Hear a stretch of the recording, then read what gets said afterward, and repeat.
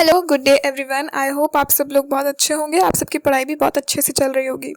तो आज का जो वीडियो है ये स्पेंसर, जो एडमंड स्पेंसर थे, उनकी जो पोएट्री थी अमोरेटी, जो कि it was a collection of sonnets. उसमें से जो 3 सॉनेट जो हमारे सिलेबस में है, सॉनेट 34, 67 एंड 77, उसमें से मैं सॉनेट 37 इस वीडियो में एक्सप्लेन करूंगी, रीड करूंगी और हिंदी में उसको एक्सप्लेन करते जाऊंगी। तो वो जानने से पहले मैं ये बताना चाहती हूँ कि हम थोड़ा बहुत सोनेट के बारे में जान ले कि सोनेट होता क्या है। तो ये एक तरीके की पोएट्री है। इट्स अ शॉर्ट लिरिक जो कि सिर्फ 14 लाइंस का होता है। अगर वो 13 या 15 का है तो वो सोनेट नहीं होगा, it has to be 14 lines. और तो वो जो है हमारे सोनेट, ये मोस्टली 3 तरीके के होते हैं। जब उस टाइम पे 3 तरीके के थे। सबसे पहला था पेट्रार्कन, स्पेंसेरियन और शेक्सपियरियन। तो पेट्रार्कन जो था ये सबसे कॉमन तरीके का सोनेट था, जिसमें कि एक ऑक्टेव और एक सेसेट होता है, यानी कि एक 8 लाइन का एक स्टैंजा और एक 6 लाइन का एक स्टैंजा, जैसे कि टोटल हमारी 14 लाइंस हो जाएंगी। ये काफ़ी सबसे ज़्यादा कॉमन यहीं पे चलता था। फिर दूसरा वाला जो था वो स्पेंसेरियन सोनेट है, जिसमें कि 4 क्वार्टरन्स होते हैं और एक कपलेट होता है।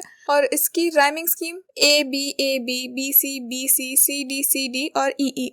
तो 4 क्वार्टरन यानी कैसे हुए हमारे ए बी।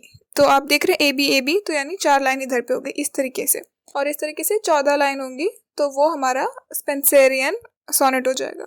और जो तीसरा है वो है शेक्सपियरियन सोनेट, जिसमें कि इसमें भी 4 क्वार्टरन और एक कपलेट होता है, यानी कि क्वार्टरन वाले 4 और फिर 2 लाइन वाला एक कपलेट।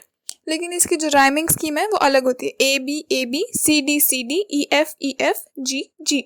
तो ये भी उससे अलग हुआ। तो ये 3 तरीके के जो थे हमारे सोनेट हुए।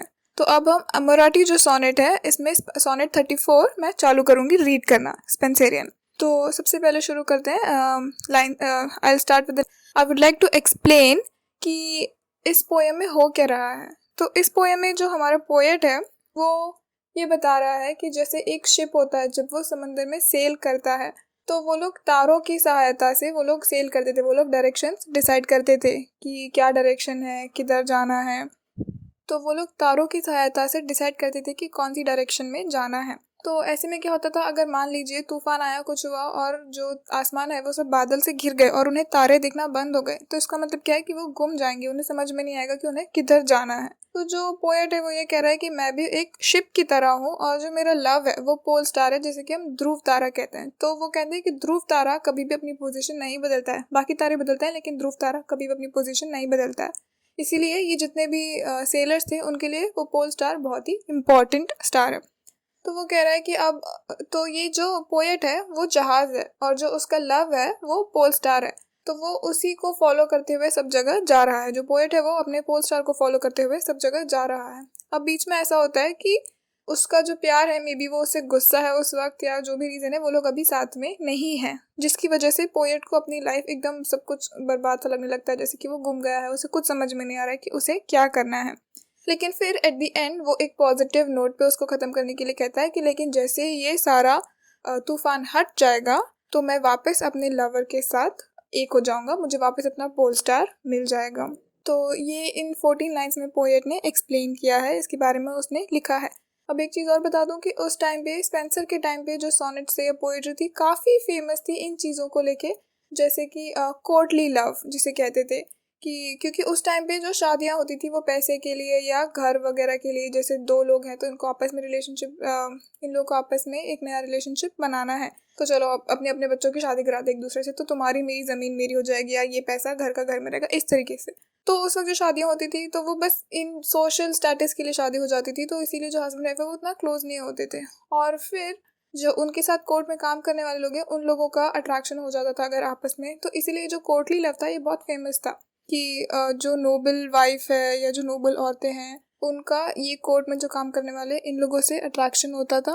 और फिर अब ये लोग हमेशा, क्योंकि मोस्ट ऑफ द पोएम्स में यही रहेगा कि जो कोर्टियर है वो बोलेगा कि हाँ मुझे से प्यार है, ये वो सब कुछ, उसके बहुत सुंदरता के बारे में गाने गाएगा, सब कुछ करेगा, और फिर एट दी एंड या तो वो मान जाएगी या तो वो नहीं मानेगी, दोनों में से कुछ ना कुछ एक होता था। ऐसी पोएम उस टाइम पे बहुत चलती थी, ऐसे सॉनेट्स भी बहुत चलते थे। तो विदाउट एनी फर्दर डिले अब मैं आई गेस आप लोगों को समझ में आ गया होगा इसका बैकग्राउंड, पोएम का बैकग्राउंड क्या है। तो अब मैं पोएम रीड करना चालू करूँगी। Like as a ship that through the ocean wide by conduct of some star doth make her way। एक शिप की तरह मैं एक समंदर में हूँ और उस तारे के सहारे मैं अपनी जगह बना रहा हूँ। When as a storm hath dimmed her trusty guide, out of her course doth wander far astray। लेकिन तभी एक तूफान आया जिसकी वजह से मैं बहुत दूर निकल आया। So I, whose star that wont with her bright ray me to direct with clouds is overcast। तो वो सितारा जो कि मुझे रास्ता दिखाने वाला था अब वो सब बादलों से गिर चुका है। Do wander now in darkness and dismay। और इसीलिए अब मैं इस अंधेरी रात में अकेलेपन से घिरा हुआ हूँ। Through hidden perils round about me placed। Hidden perils यानी जो जिनको मैं जानता नहीं हूँ, अनजान खतरे, वो सब मुझे सब तरह से अनजान खतरों ने घेरा हुआ है।